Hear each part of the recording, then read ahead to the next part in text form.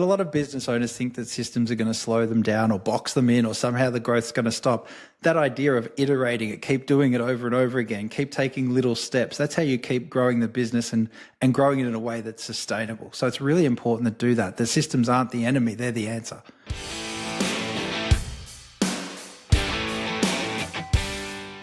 G'day everyone, Rob, Kropp and Dan Stones here from Pravar Group, and welcome back to another episode. How are you, Dan? Very good, thank you, Rob. Hi, everyone.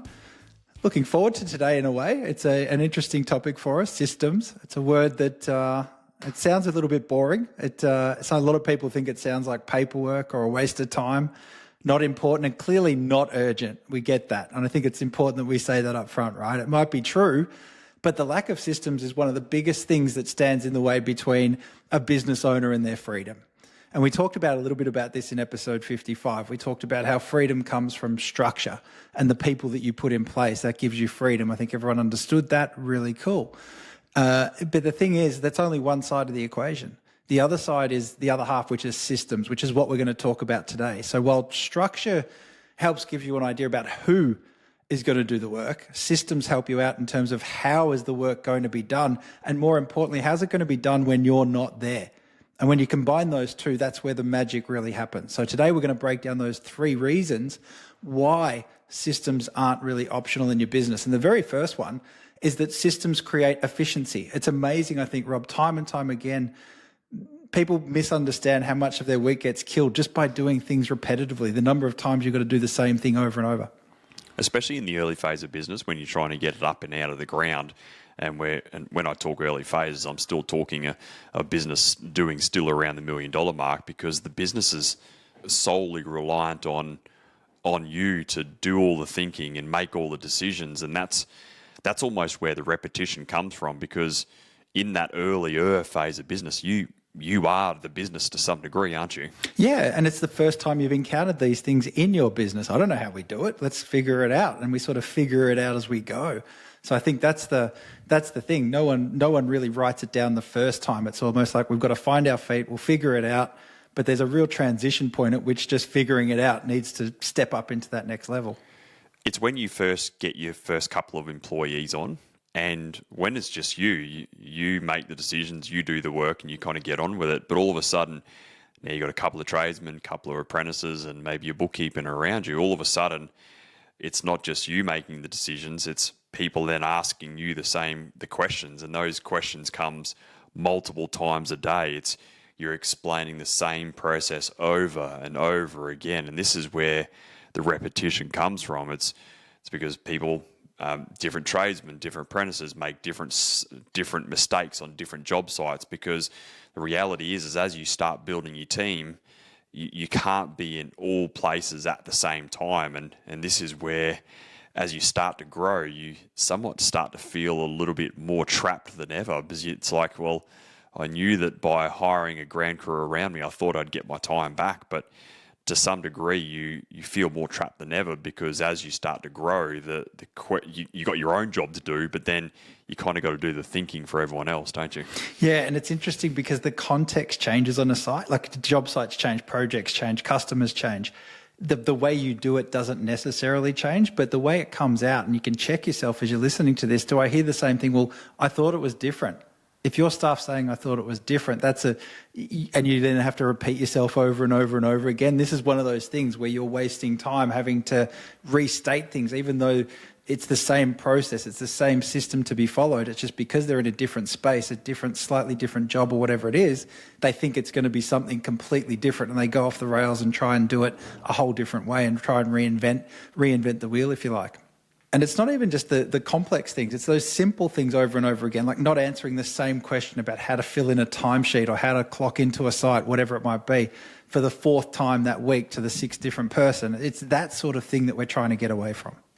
Yeah, definitely. And I think I don't want to say that, that's why I don't like this first reason. It's not that it necessarily saves you more time, but that's why I like that it actually makes you more efficient, because you as the owner become more efficient and the business becomes more efficient, because it's getting rid of the repetition of that conversation. So you're not repeating yourself around this is the standard of what the job cards looks like. There's just a systems around how job cards get done. It's not how do we do this particular component of a job. There's just a system of how we do that job. It's not around, oh, how do I log into the job management system again and then look for that question? Well, there's a system around that. You don't have your admin person saying, oh, what do I do here around this invoicing? No, there's a system for how you do your invoicing. So that's where the efficiency gains come in, because things get done faster, more consistent, which we'll talk about shortly, to a better standard, because it's not so reliant on you having to be the bottleneck, because that's the problem. As you're growing a business, if there are no systems, you are the bottleneck for everything. And that's why I like to think that that's where the efficiency gains definitely come in. Yeah, absolutely. The second one you mentioned there, and it's obvious when you look at certain organizations that systems create their consistency. The results you get come out of the systems that you put in place. And it's the consistency even when you're not there. So right now, ask yourself, where does the quality of work land? Where does the level of service go when you're not there? For a lot of people, it'll depend on who shows up that day, who's showing up on site, who's doing the job. And if you're on site, chances are the job gets done the right way. If you're not there and you're relying on whoever it is and you've got no systems in place, it can turn into a real coin flip really quick. This is a huge one, because when it's just you in the business, you know that you do the job at a high standard because your reputation is at stake. And the moment you start hiring ground crew or bookkeeper or admin, or even project manager further down the line, you can't be everywhere. And you all of a sudden hire a team to create leverage. But all of a sudden now you've got 4 trucks on the road doing 4 different maintenance jobs at any given time in that day. Or you're running multiple projects at the same time where you can't be there upholding the same standard across the board. And this is the biggest problem for a business that's growing, is that often the quality slips. And the quality slips because the business owner is phasing themselves off the tools. And as you said, it all depends on who and how the ground crews show up, or who and how your office crews show up to get the admin type of work done. When you become less intrinsically involved in the doing of the work, this is where the business can grow, but quality slips, and what can go from a good reputation and a profitable business can turn to a bad reputation and unprofitable very quickly, because systems aren't in the middle maintaining a certain standard or a consistency of how things get done. Yeah, so doing the right things the right way is really, really important. And when you're setting your team up for success, what success looks like, what the right way looks like, it either has to have you there so you can quality check everything as you go, or they rely on that system you're putting in place so they can consistently do it without you being there. And your expertise, your years of experience, your guardrails that you use can be put into the system that you put in place. And again, that just breeds that quality whereby if you step off site, it's not that everyone's just going to fall off the cliff in terms of the level of accountability, the level of service, or the quality that they're offering when they're doing the job. Correct, because this is what happens when a business grows without system is, well, as we said in episode 55, you've got to get the right people at the right time to deliver the right work. But you then have to support them by systems. And examples of this is that there's a system for how admin answers the phone. There's a system how invoices go out the door. There's a system how you liaise with customers on site. There's a system for how job cards get filled in. There's a system how data management gets done. There's a system for how variations are captured. Like, this is what we mean by creation of systems. And when that becomes standard, it becomes consistent, because then it doesn't matter if it's Bob, Mary, Frank, or Tom doing the work across the board. As your business grows, the quality maintains to a certain standard, and then it's your job as the owner is to manage to that standard, manage to that quality, manage to the system, rather than you doing the work. And this is the transition that happens over time. You go from doing the work to building a team to managing the team to that standard or to that system that you create over time. And this is the evolution of a business owner. But without that system, That's why it feels like you're running a daycare center, because the reality is everyone's just off trying to do the best they can with no guardrails in place, and you're having to pick up the pieces around the way. Yeah, and it's really hard to be consistent when you're the only one who knows how it should look, how things should work, how the system that you follow. It's no good having it in your head. And I think the consistency comes before what is our third key reason why, which is because systems let you scale. If you've got systems in place, you can then start to bring more people on. You can start to put more structure in. You can start to focus on going out and winning more work. But you can't grow a business when it's inside your head, or you're required to be in 50 different places at once. Correct. And this is where so many businesses go wrong, is that there's way too much emphasis in the marketplace around scalability. It's a buzzword. Let's scale. Let's rapidly grow. Let's 10x, man. Like it's the buzzword in the marketplace. But when you scale a business without the right structure and the right systems, it's inevitably going to implode at some point in time, because the business outgrows your capability as a leader. It outgrows your structure to be able to support that growth, and it outgrows the scaffolding to hold it all together. And the scaffolding of a business is the systems.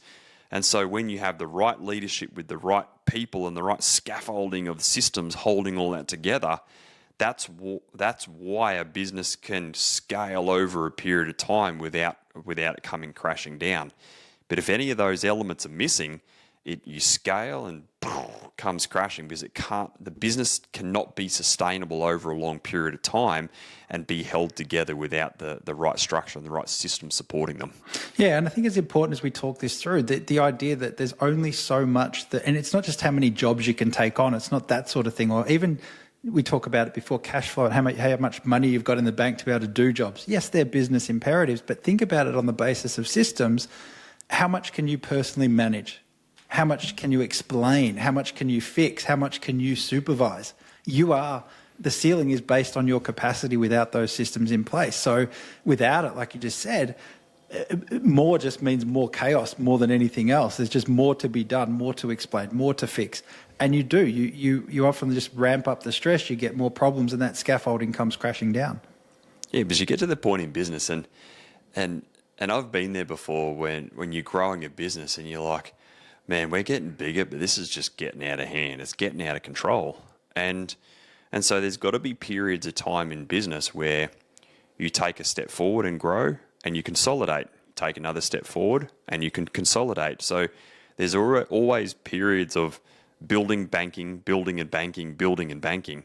And in those banking moments, you're allowing the business's infrastructure to catch up to the growth that the business is happening. Sometimes you've got to build infrastructure before you grow. Other times you've got to grow it and allow the infrastructure to go at any one period of time. So when you're growing or scaling a business, it's not just a straight line up. There's got to be times where you take your foot strategically off the accelerator to be able to go, you know what, we've got to let our systems evolve to where we're going, and you've got to allow them to catch up. And so systems are never a one and done thing. You're always iterating or making improvements and installing new systems as you grow, and they just get bigger and better to suit the phase of the businesses in at that period of time. Yeah, it's a really important point. The systems you run with one crew versus three crews are going to be different. You're not going to do your systems once going, hey, we started this whole conversation at I'm getting out of the ground. I'm going to go from what's in my head to having something written down. Now my crew can run that great. Now I've got three crews in place. You're going to need a whole nother set of systems. So you're going to keep iterating as you go, as we talk about. You're going to keep redesigning these systems, keep optimizing these systems. They're the backbone. And as the building grows, the scaffolding goes up, which is what you want. And it's part of your favorite word, which is leverage. And systems provide that. Correct. And that's why you can see you can see a business that you can see someone doing $1 million doing 70 hours a week, or you can see a business owner doing $5 million in a 40-hour week. That bigger business is making more money with less time and pressure and stress on the business owner. The only reason they've been able to get there is through good structure and good systems. And so what systems enable us to do is create that scalability, and it enables the business to achieve more by being less reliant on the business owner, because then it becomes a real business. It's something of value, something that makes money over and above just a wage for the owner. It's a tangible asset that you can build or potentially sell down the line, but it's supported by good structure and good systems, and that's what creates the scalability in the middle.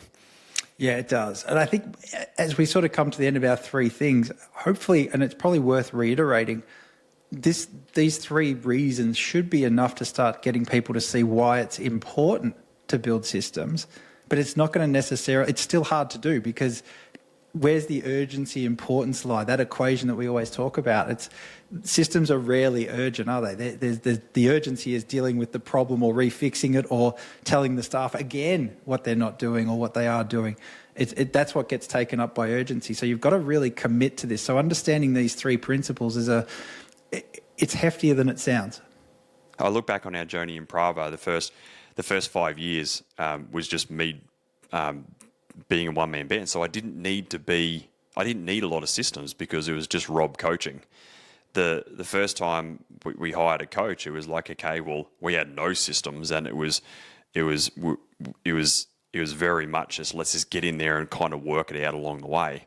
But there's been so much evolution along the way. I didn't wait for all the systems to be created before we started growing. The way that I've approached it is, in the early days, it was like, all right, where is the repetition? Where are the inconsistencies? Or where are the things that I'm lacking visibility over? And what it meant was, I just, over time, had a little note section on my phone going, I need a system for that. I need a process for that. We need to get better at that. We need to get better at that. And so we created systems on the fly.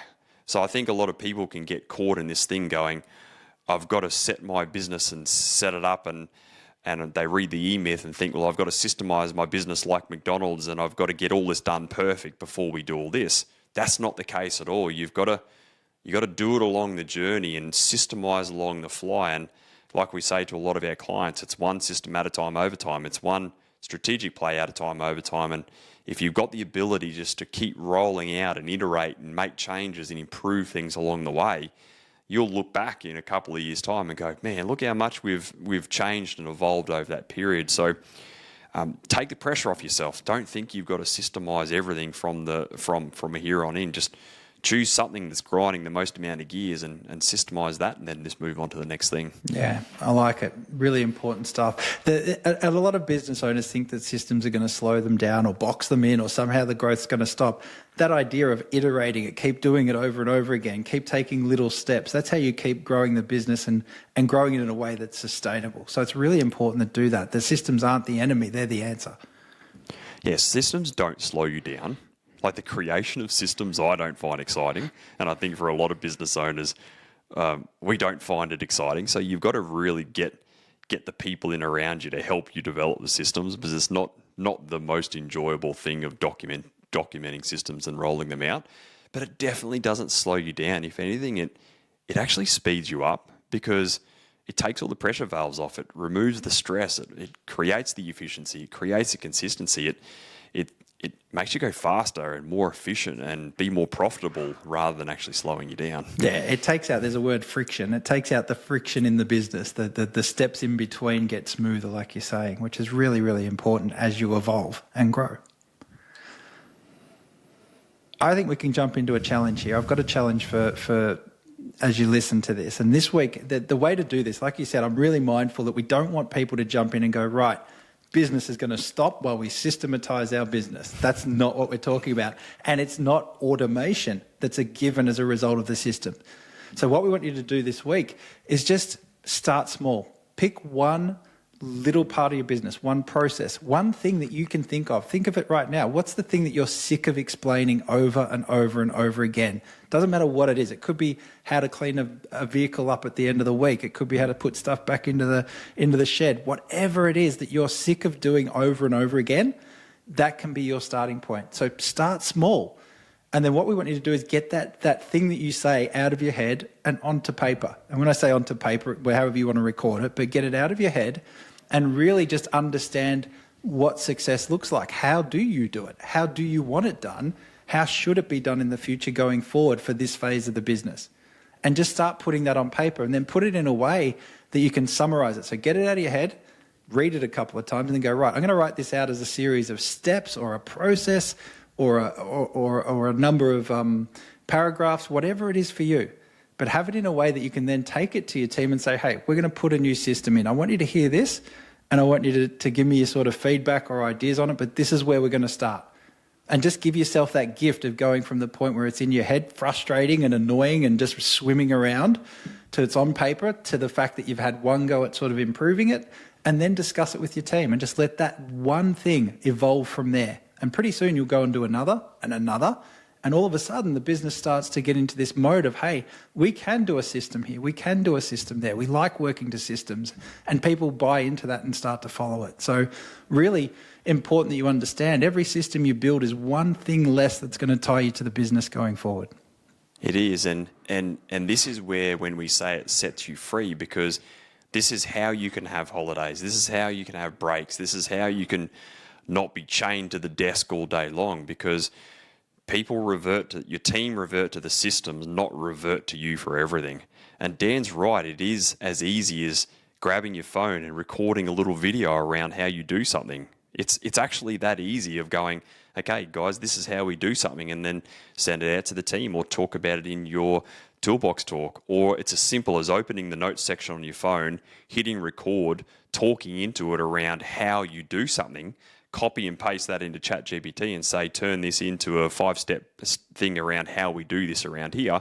There's your system you roll out to your toolbox talk to your team next week. So you don't have to overcomplicate it. And I think, Dan, that's the beauty around the challenge you're setting them, is do one thing, make it simple, do it straight away and roll it out to your team. And then that becomes the snowball effect of the systems thinking or the systems culture that starts within the business. Yeah, we talk about it a lot, don't we, in terms of less is more. And I think when you get your system right, you'll find that you're not adding more to the business, you're actually taking things out. And you're actually going to end up taking away complexity, taking away friction. It's a taking away as opposed to an adding on top of.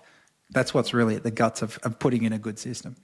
Yeah, one of my favourite sayings is complex fails, simple scales. And so relevant when it comes to systems is that complexity around how a business is hung together is where it fails, but the scalability of the business is through the simplicity of the way that the structure and the systems hold that business together to unlock the scalability. Yeah, absolutely. And they're simple enough to work when you're not there. If you've enjoyed today's call and you know that you need to really not only sharpen up your structure, but also implement great systems into your business, and you just don't even know where to start, but you know that you want to have a business that runs without you, not you tied to it every single day, then book in your free discovery call at strategysession.com.au. Let's talk a bit about where you're at, where you're trying to go, and we talk about the systems and structure that are going to be able to set you free from the day-to-day grind. Get stuck into today's episode, especially the challenge that we set into the end, and looking forward to hearing from you around how today's episode has helped you out. Until then, looking forward to coming back to you next week with another episode here on the Trade Den. Until then, take care. See you soon.